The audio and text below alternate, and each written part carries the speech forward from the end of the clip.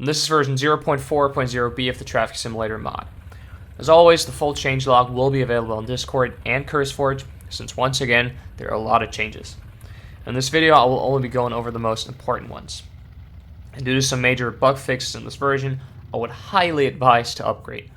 Anyway, let's get into the changes.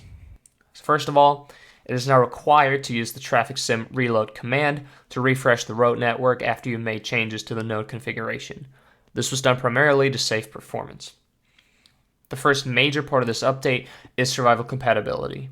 All blocks now require a pickaxe to be mined and will also drop their respective item. Most items now also have a crafting recipe, and speaking of crafting, you can now define a recipe for your vehicles, which shows up in the vehicle workbench. The vehicle workbench will also show each vehicle's individual stats in this list here. This update also comes with two new items, the copy tool and the creative only vehicle remover item.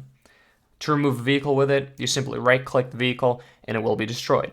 With the copy tool, you can copy nodes, traffic lights, and the new detector block, which I'm going to get into later.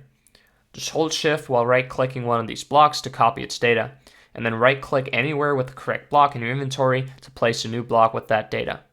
A good use for this item is to quickly place a lot of nodes of the same speed limit. While we're on the topic of nodes, if you hold down shift while placing a node on an existing road segment, the road segment will now be split.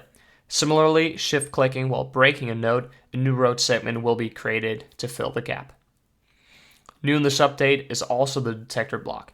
As the name suggests, it will detect vehicles at defined nodes. Once the block is connected to one or more nodes, you can right-click it with an editor to specify which vehicles it will detect. Each property can also be inverted to detect the opposite. When a vehicle is detected on that node, the block will output a redstone signal.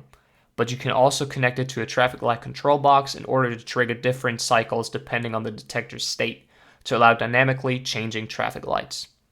There now also exists the option to ban certain vehicles to cross a node. Each node now has a list of banned vehicles where you can define, similar to a detector block, which vehicles are allowed to pass over that node. And lastly, any vehicles can now be made writable in their config file. If a vehicle is writable, the player can right-click it to enter a seat.